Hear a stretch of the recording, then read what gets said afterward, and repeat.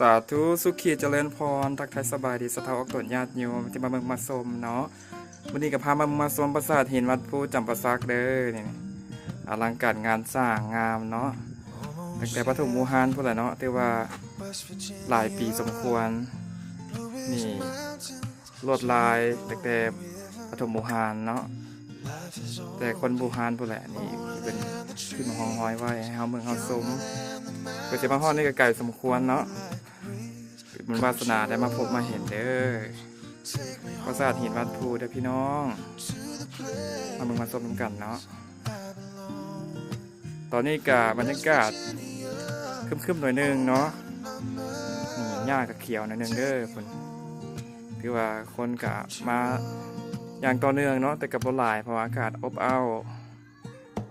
บรรยากาศโดยรวมๆก็สิประมาณนี้เด้อ